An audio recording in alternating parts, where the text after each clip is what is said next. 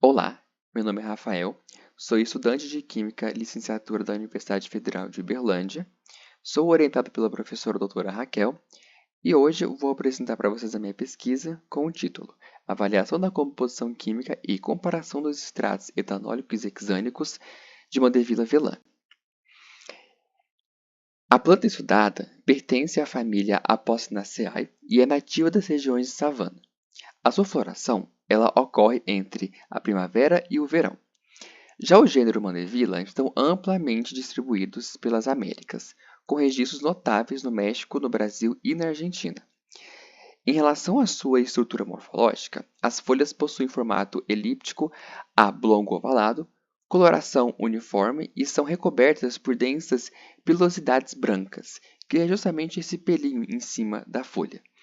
E seu alto de crescimento é de um subarbusto. A pesquisa ela foi dividida em 7 partes. Primeiro, a coleta do material vegetal, depois a preparação dos extratos, em seguida a avaliação da prospecção fitoquímica, ensaios químicos, análise espectrofotométricas, a identificação dos compostos e, por último, a conclusão. O objetivo da pesquisa é avaliar a composição química das partes aéreas do filame branco e comparar com os componentes químicos também encontrados nas raízes. Na literatura, há registros de estudos sobre suas raízes, porém, como o uso delas acarreta a morte da planta, o uso das folhas seria uma alternativa mais sustentável. Então, o objetivo é justamente identificar se há compostos que podem sim substituir as raízes em questões futuras, como por exemplo em uso de fitoterápicos.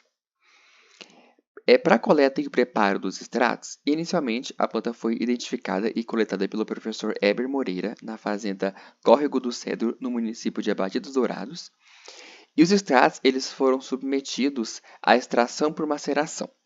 Então, as partes aéreas e as raízes foram secas, trituradas e extraídas por maceração sequencial com hexano e posteriormente etanol, ambos removidos em um evaporador rotatório a vácuo por 48 horas. Cada um desses processos foi repetido 5 vezes, tanto para os hexânicos e para os etanólicos.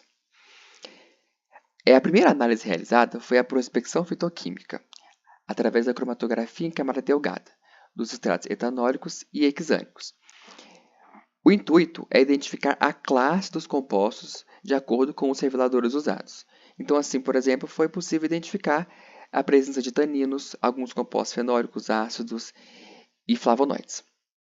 Em seguida, os extratos foram submetidos a algumas análises espectrofotométricas. A primeira foi o teor de fenóis totais, com o intuito de identificar a concentração de composto fenólico presente nessa planta. Depois foi feita a atividade antioxidante. A primeira foi o DPPH, com o intuito de identificar a capacidade do extrato de sequestrar radicais livres, e depois o FRAP, para identificar a capacidade redutora do extrato. Depois, para confirmar a presença de taninos, foram feitas 2 análises, de taninos condensados e hidrolisáveis, e por último, flavonoides.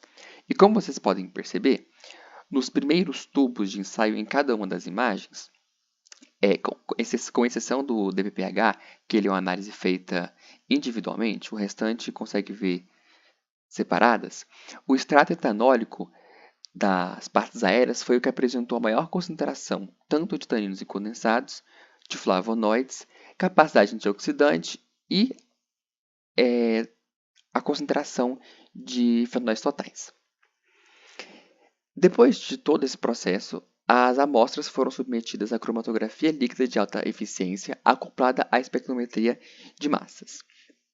E na imagem a seguir, está alguns dos componentes químicos que foram identificados, e dentre eles tem taninos, grupos fenólicos, ácidos orgânicos, e isso comprova as análises que foram identificadas anteriormente, tanto na cromatografia em camada delgada quanto nas análises colorimétricas.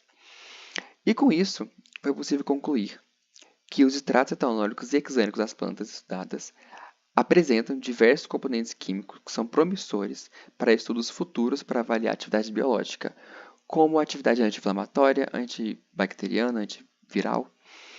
E com isso, gostaria de agradecer os órgãos de fomento, FAPEMIG, CAPES, CNPq, a UFO, O NUPEM e o Instituto de Química por fornecer o espaço e os equipamentos utilizados.